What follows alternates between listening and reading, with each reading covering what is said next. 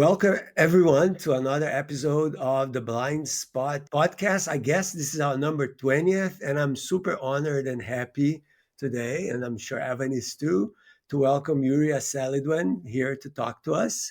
So, Yuria is kind of an amazing person that I've had the pleasure and honor to meet. I think first time I saw you was in New York in some conference there, and you performed, you were singing on stage, and you're saying things that everybody was so moved and so profound, and it's so much aligned with a lot of what we've been thinking about here at this podcast that we couldn't resist but having you here. And of course, I have to also say that Yuria has been in our first gathering here in Tuscany at the Island of Knowledge with Evan.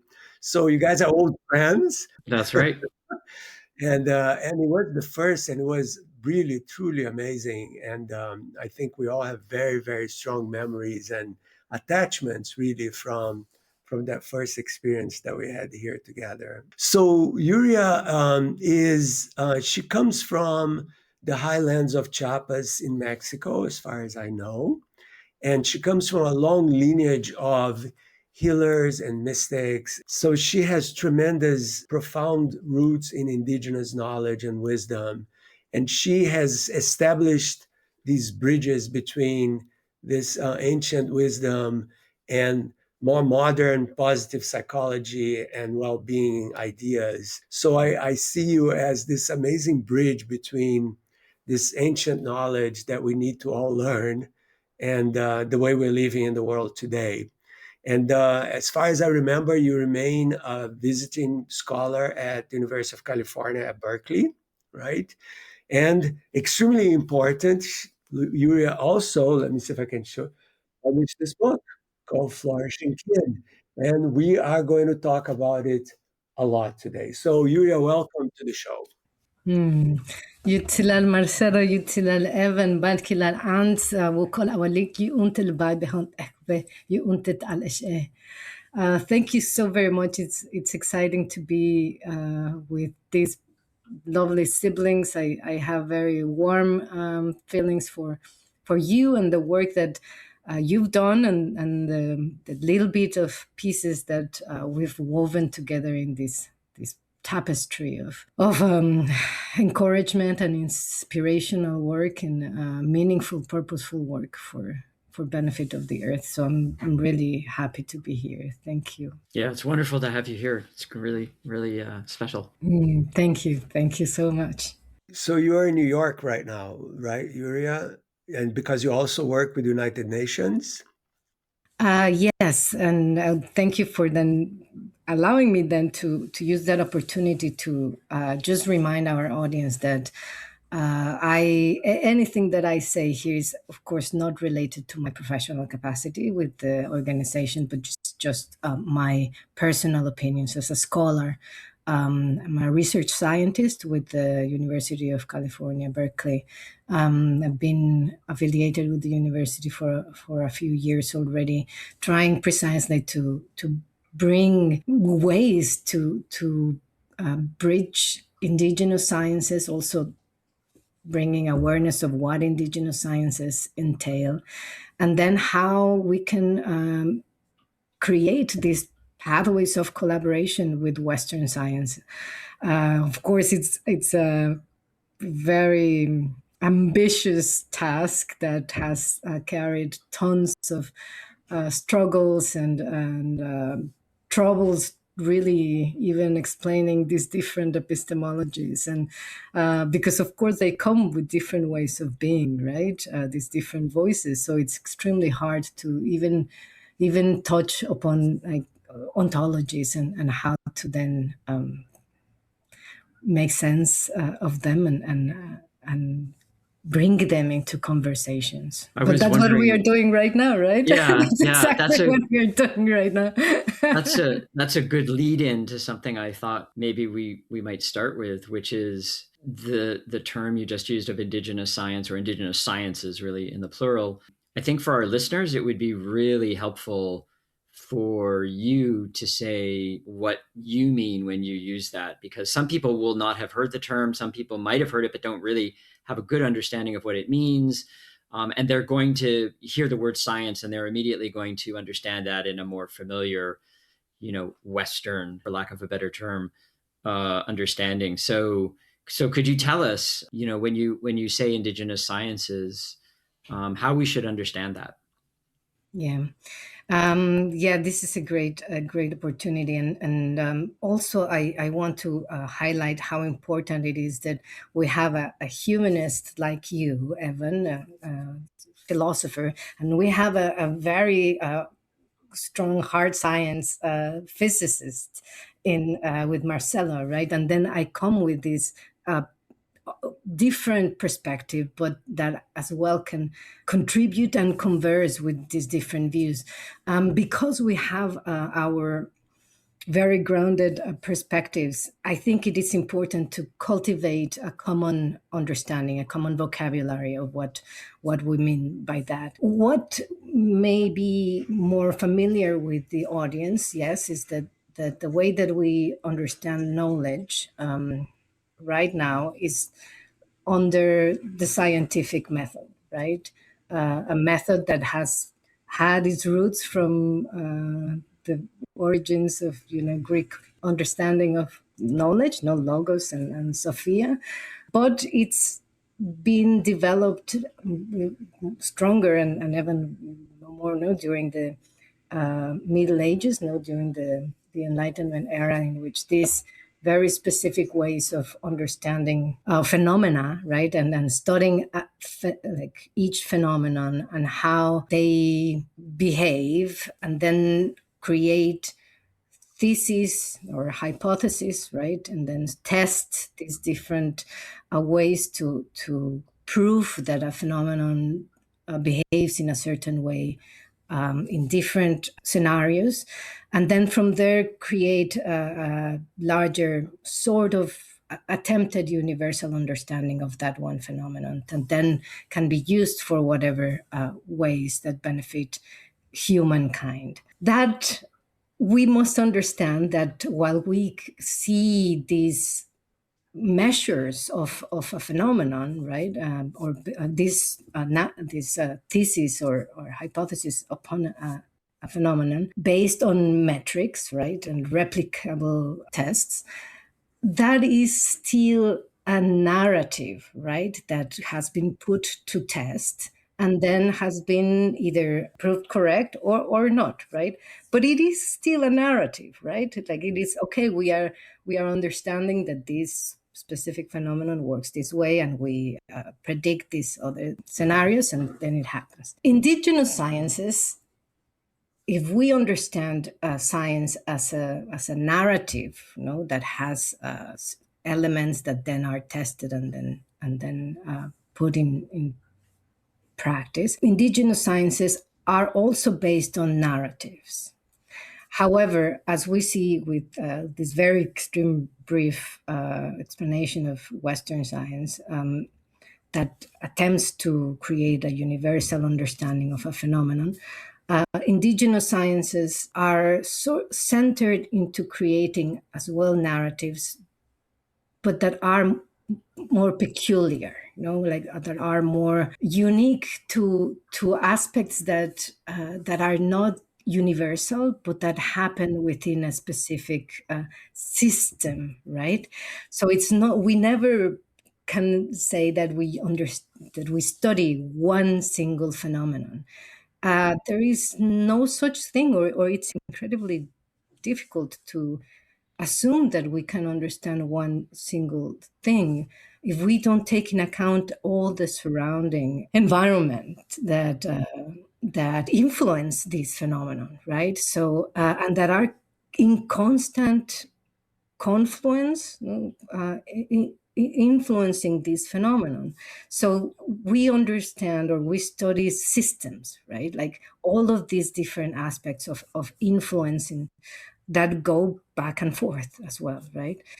So then these narratives are also not attempted to be objective like in Western science. No, there's a researcher that's observing a phenomenon that it attempts to not really have any influence on the object of study, which also I think has been proved to not be the case, right? Because even just the attention influences that phenomenon, right? So with indigenous sciences, we opt for understand that subjectivity, right? And that it's an intersubjective system that we are observing, right? That we are studying. So we see how that phenomenon is, or phenomena, system of phenomena are influencing us, and then how our attention to it is influencing that system as well. Right. Then the narratives that we create, so these theses, let's say, are more maybe symbolic, more metaphorical, more poetic in a sense, because we assume as well that nothing can be just defined in one single way, right? But rather than giving a broader possibility, or maybe amplification of the system, we may get to familiarity to that system that we wouldn't if we would only be told that it means one thing. Somehow it by defining something in a particular way, it also obfuscates our own relationality with the system that we're studying, right? So then that brings this other part, the relational part that we have with the object of, with the system of study.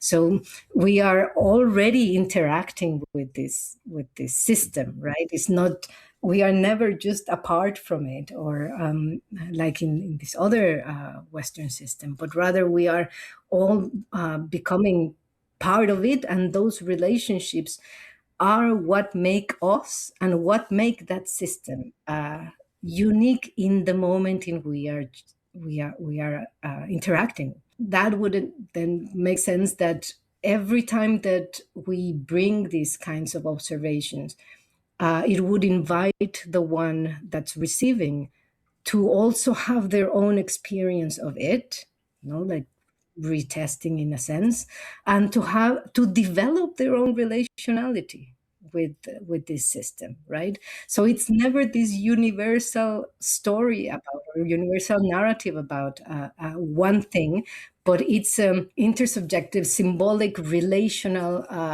narrative that allows for that creative process to replicate over and over, depending on who is involved in it, right? Can you like can you give like an example of how that works, so that we can have a very clear contrast between this way of gathering knowledge about the world and the objectivity, or presumed objectivity, of Western science? It'd be very nice to, if you tell us a story about how this comes about. Yes, I'm glad that you asked for a story, Yeah. because precisely the indigenous sciences are based on different aspects of narratives, right?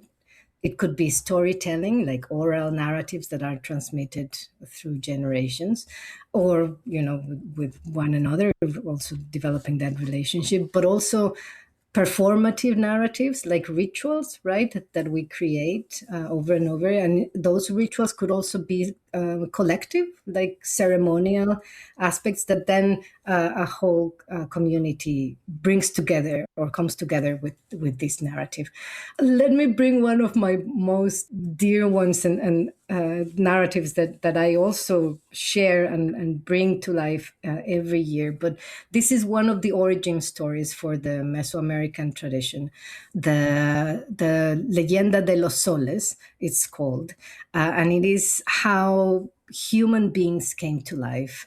And the story that was preserved in the Codex Machiaveliano, says that you may have heard of the god Quetzalcoatl, which is the feathered serpent, right? That the feathered serpent is speaking, this metaphorical serpent that grows wings and then goes from the earth, then flies into the skies, and then connects the world, right?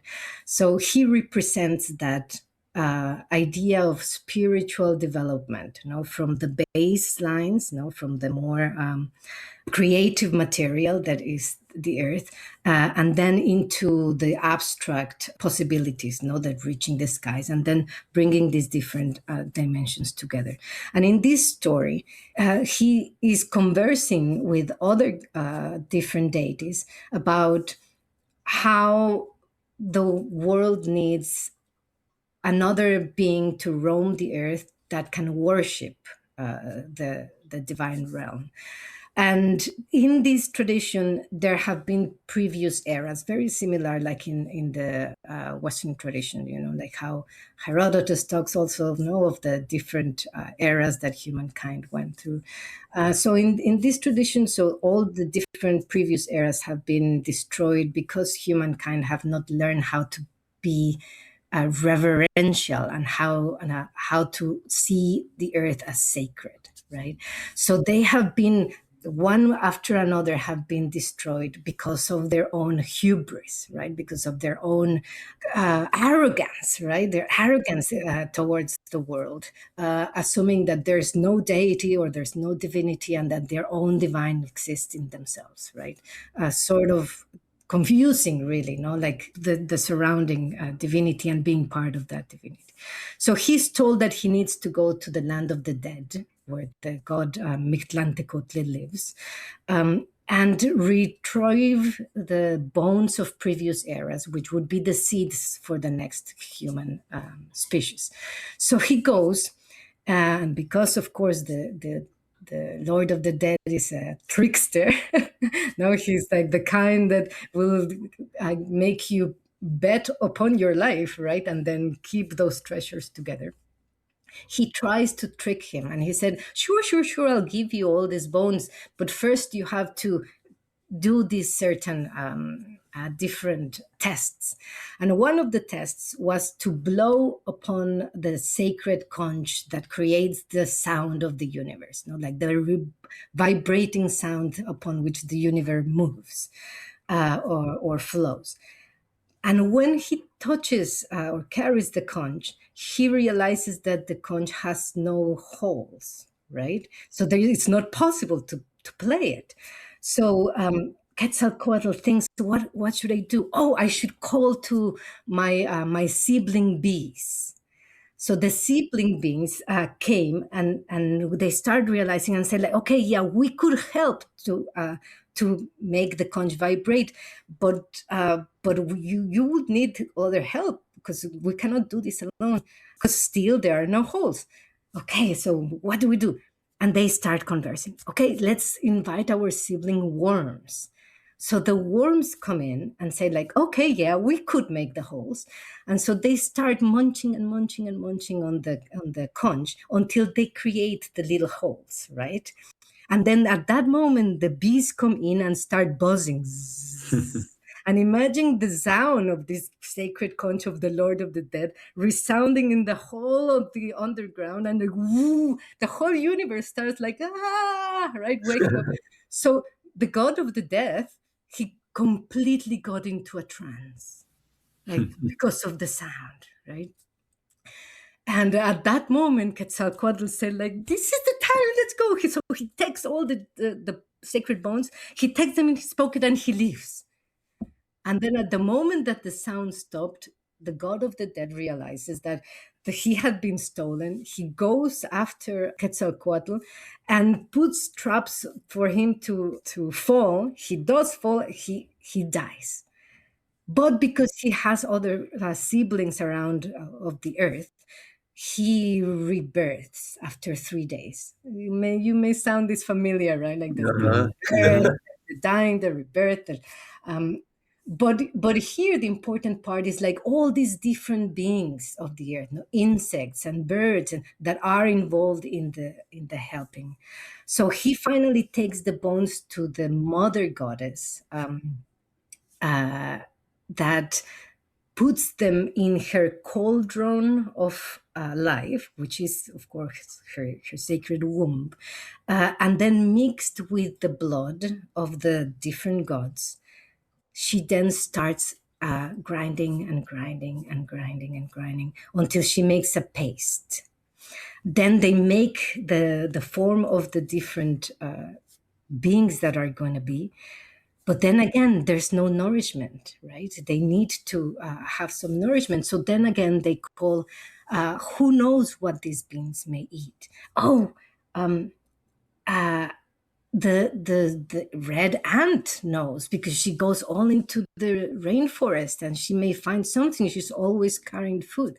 So they go and consult with her. And then they go into the sacred mountain, the cave of the mountain, and retrieve some grains of corn.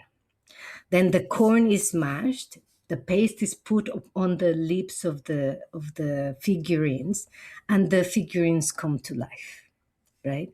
And then that's how human beings, one of the stories, one of many stories that human beings come to life. So this narrative, right, this storytelling is repeated in every year's Day of the Dead. No, it used to be the Kitonaltia was the name of the ritual that was performed then, and then when the colonization of the Mesoamerica, then it was mixed with the Christian Catholic tradition of the All Hallows Eve that already had been mixed with some components of the Celtic tradition of Feast of Samhain. Of Samhain, and then they all get combined to create this new way that is retelling the story of the rebirth of the humans, in which an honoring of the coming to life is offering the foods, right? The different foods that they may taste, with also the drinks, and then there's a path of flowers that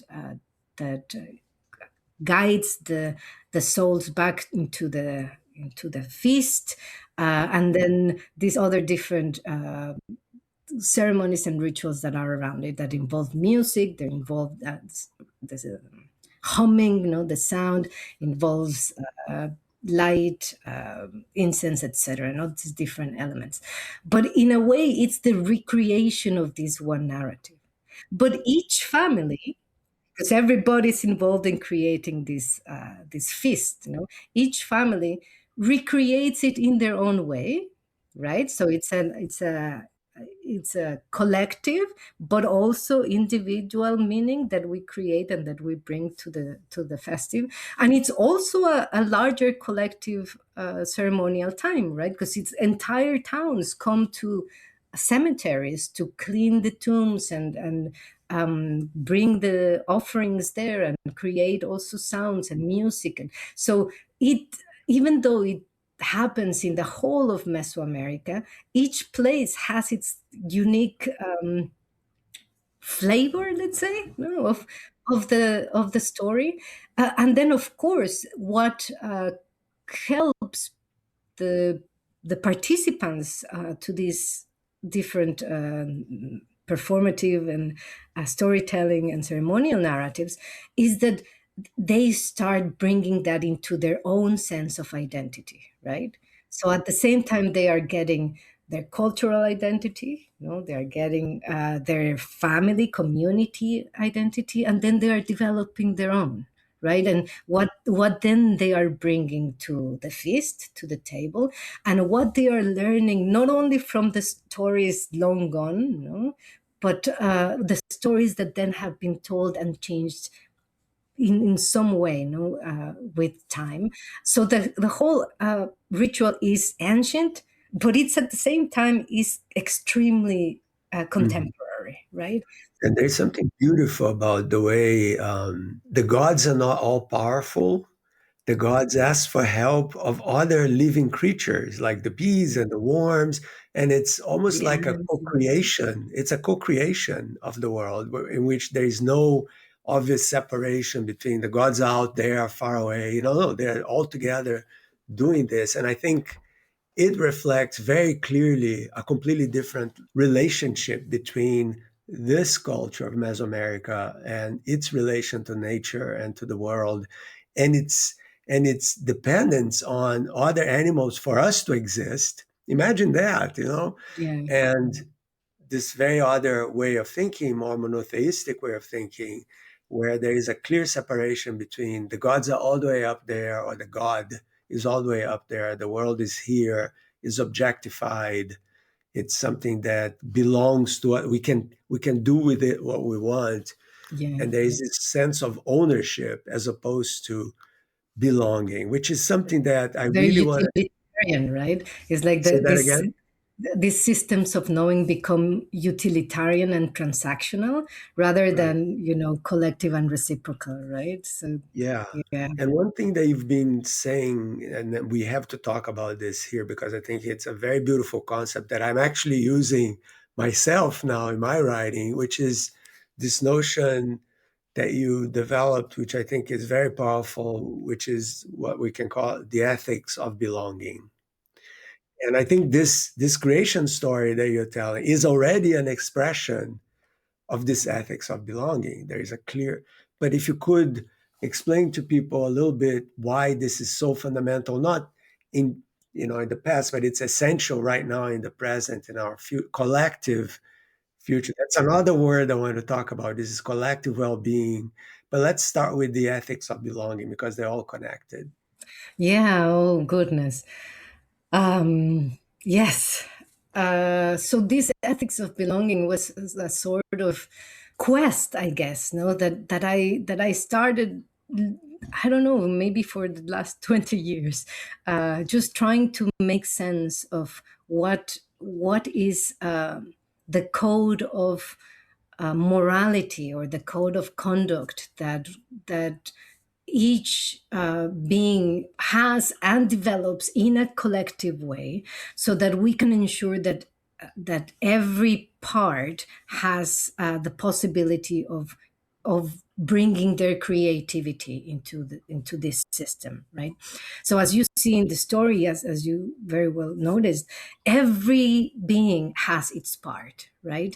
Each has its part, and everybody has their authority in that part, right? There's no subtraction or of authority. No, everybody is seen as an important participant, and there's no hierarchy. There's no like you should do this because, right. There's no autocracies, no, or dictatorships, right. This is about, I need your help. How can we do this together, right? I know how to do this, I know how to do that. In the feasts, if everybody brings arugula, we probably are going to lack a lot of nutrients, right? So each needs to bring a different thing that they cultivate. Right, right, right. Um, Yeah. and so this is the case. No, and in the ethics of belonging, because it was also my attempt to learn how to speak your language, not only in reality the English language, but the Western scientific language, right? I had the opportunity to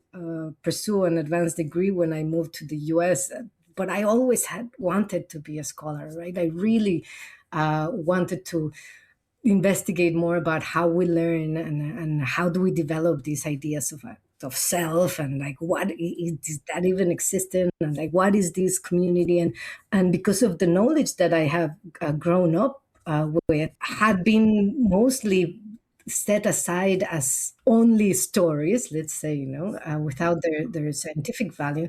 I was attempting to, how can I create a representation, that is validating these extremely sophisticated ways of being in the world, and of participating in the world in a way that also benefits everybody, right? So I started looking into how to establish these ideas or these systems, and so this ethics of belonging is fortunately a work in progress, right? As we all are, as the world is, and I hope that these vibrations just echo and keep creating ripple effects. But in the short story of it as well, like the ethics of belonging has these two main components: the kin relationality, which is the way that we perceive everything that exists as part of our family, right? As our siblings, and then ecological belonging, which is how then we belong, we create the sense of home within these systems, and we develop the responsibility, like the ethical action, the altruistic action to benefit all of these different systems. Then these branch out into 8 different seeds, that involve different aspects that then are elaborated in the book. That allows us to have the lived experience of what these ethics of belonging mean. How can we relearn how to be in the world? Every living being is born through relationships, right? Like we are connected from womb to being, right? So we are born, but then that's sort of forgotten. It becomes about this atomic existence that is deprived of the richness, of relationships. So to relearn how to relate, to realize that by our only mere existence, we are already belonging in a system, but rather than demanding from the system, it's about generating this purpose of what can I bring back to the system so that it works in the most nourishing or effective way, so that it can continue nourishing others, right? It's the ultimate sacrifice in a way, right? Of giving oneself as food for all others to exist. We think of flourishing or health or well-being in Western systems very much as the well-being or the balance of an individual, right? And we, for a few years, we are developing an understanding that there is no human health if there's no Mother Earth well-being or flourishing first, right? If our environments are in disease, we are in disease, right? It's not from the individual to the exterior, or the exterior to the individual. It's a constant flow, right? It's a constant, but a constant flow that has to have intention, right? Intention and participation. So it's about encouraging and empowering our presence, in these spaces, then challenging these ideas of isolation and I guess social anxiety or these different aspects that challenge mental health, right? Because we don't see what is our influence in the system, right? And rather trying to empower that each has a place, and then there is also the encouraging journey about learning what is each of our places, discovering our own gift. One thing that I think it's worth mentioning for our listeners is that, and this is actually, I think, how I first heard about you and your work was in the context of the relevance of the ideas that you just presented in the context of the scientific study of contemplative practices. So in that context, so this is work maybe that's developed over the past 20, 25 years now of scientists, psychologists, neuroscientists who are interested in bringing scientific methods to bear on the study of transformative contemplative practices. And that work, in large part because of the kind of individualist, consumerist society in which we live, very much in a I would say, rather unreflective way, immediately assumed that contemplative practices are about something that an individual does, and the transformation occurs in their head, in their brain.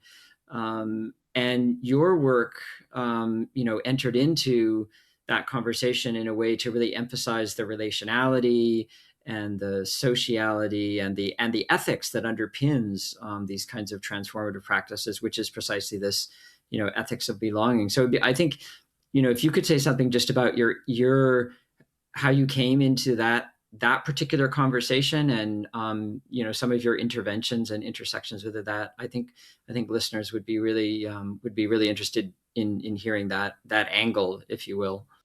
Yeah. Well, I start by then bringing my ancestors, right? My ancestors, yes, my lineage of blood, that were spiritual practitioners. They were considered ahkehab. That's the word for the spiritual guide in our tradition. A few years ago, I was also fortunate to then be nominated as an ahkich in the tradition as well. So the direct translation is the sensor, they who sense the light. That's the exact translation. But it involves sensing the very subtle realms that influence the world, so that then we can develop better advice for the community in times of challenge. And that could be that could vary from whatever challenges there are. But one of the main practices that we do is before dawn to sense what precise or what influences are in that precise day, which are related also to the Maya calendar. That it's another very sophisticated aspect, but it is understanding how then we can cultivate awareness and consciousness. That's the idea, and consciousness is very related to the spiritual practice, to spiritual being.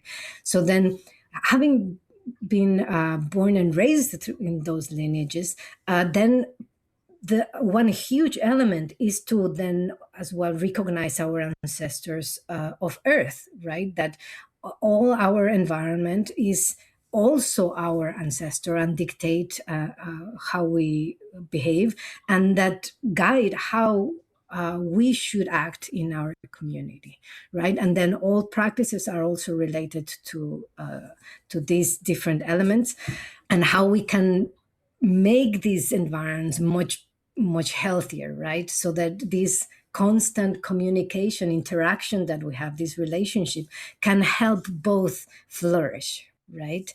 When I started getting into the academic world, I was thinking possibly, spiritual practice, where can I learn or establish these ideas? And then I came across contemplative studies, which from the sciences and maybe humanities, that was taking in account the first person experience, right? And it was so much about the critical analysis of that first person experience. And that sounded right? Because it was validating the subject and then observing critically about what different influences it has, and then how it generates behavior, ideas, senses, emotions, etc. Right? But then I realized as well that the Western translations of practices, mostly from the East, mostly from Buddhism, and from that mostly from Tibetan Buddhism, were missing some critical parts of the original practices, right? The parts of the ceremonial, the ritual, the more collective aspects.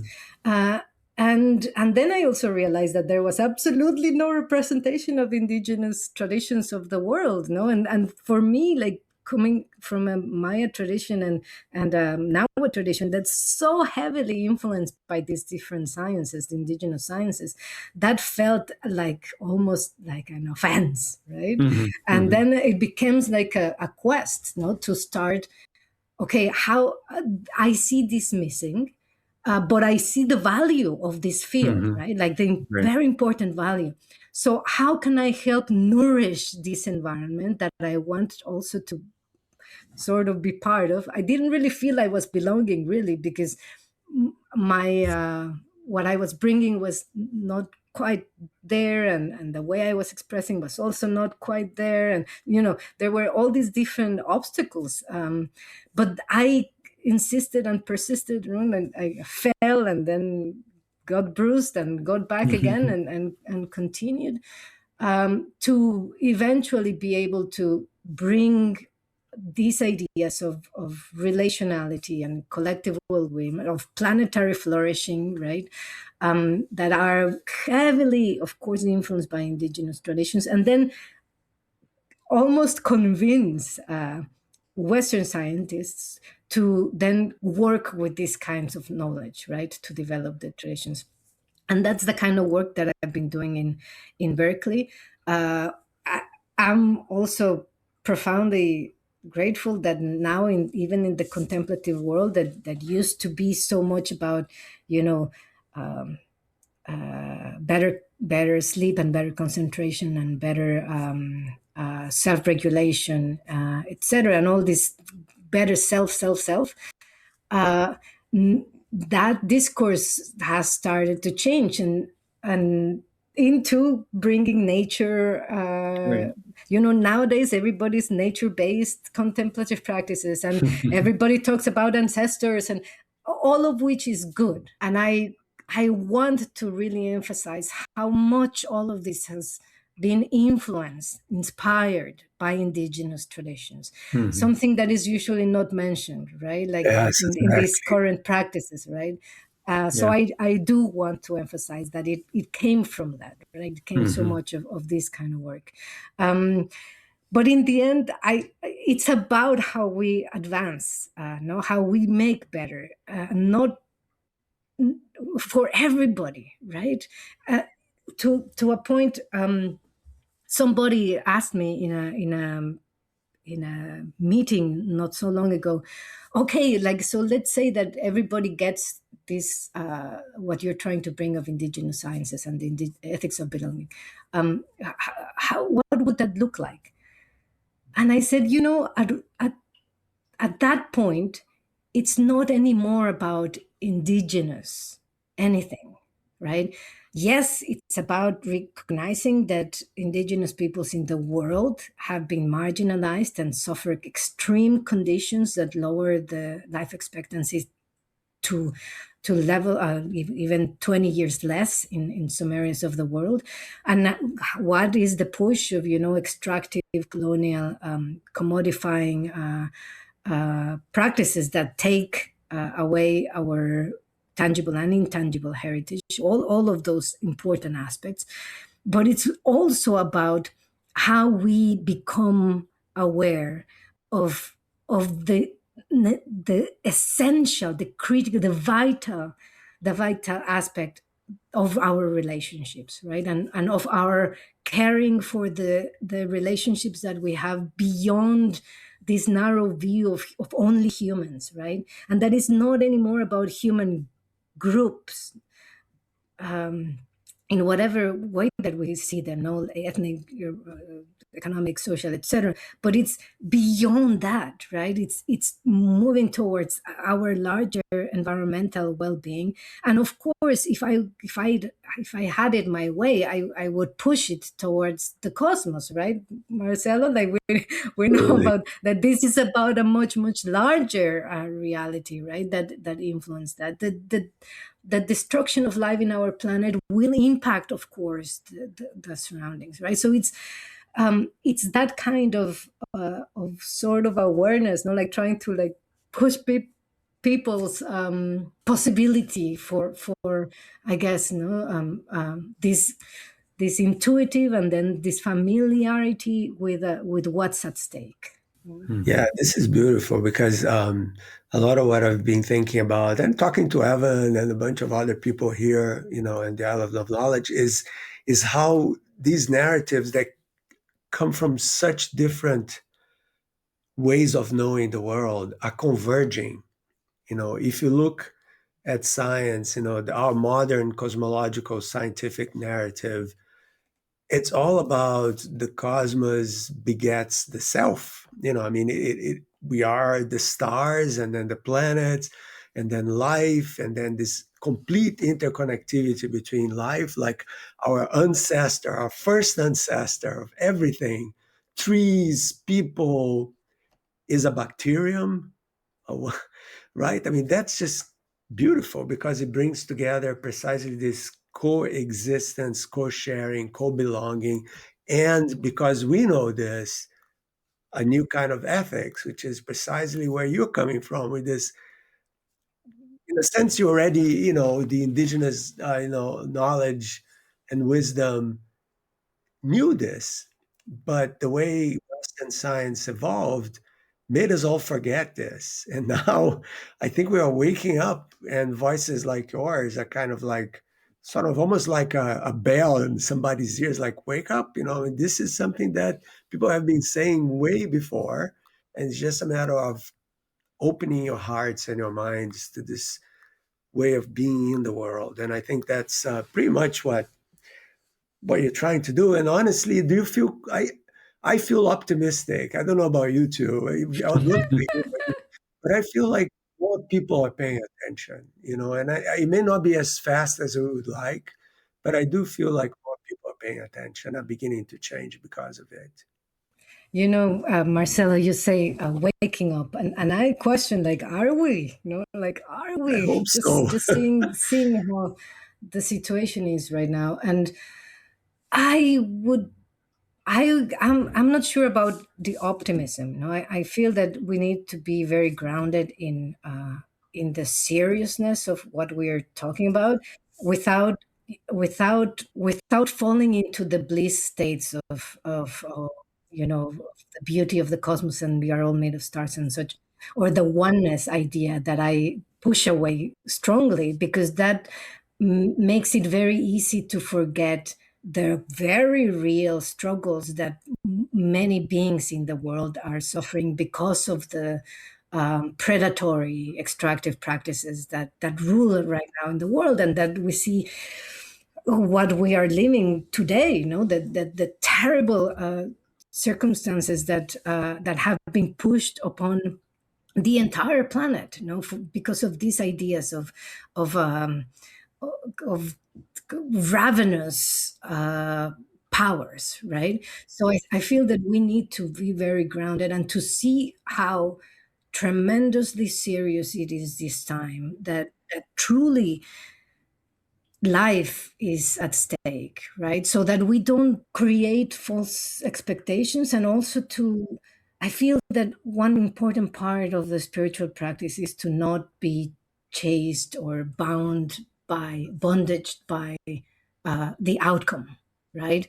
But to work with what is needed independently, right, of what we hope that will happen. But just because the emergency is so strong that there's just no other option for us to do, right?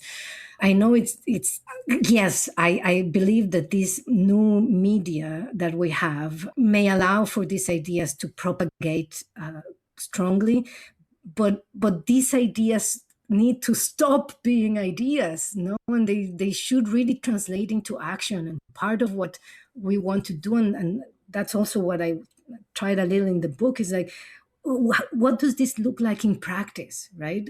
How do we really start treating our other living beings, as siblings? What does it mean with people that are in our surroundings? And when I say people, let me explain that I see people not as this human species, but like all the different beings that populate the world, and that is not only about our immediate surroundings, but just the impact that it has in the larger community, of beings. Yeah.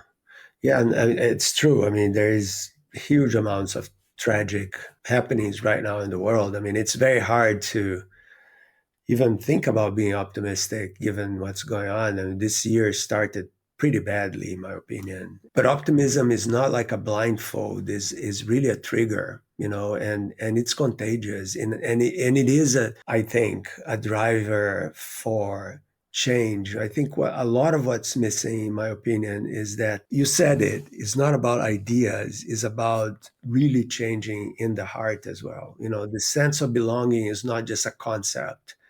It really is visceral, is an emotion, is an experience. And unless you go from the concept to this emotion, to this visceral experience, you're not going to change. People are not going to change. So I'm 100% with you.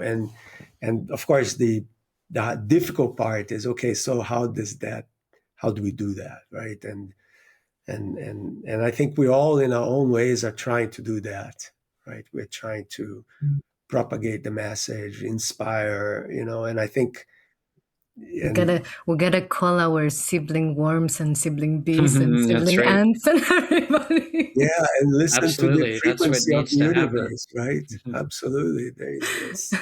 Yeah, so I can see that this could go on forever.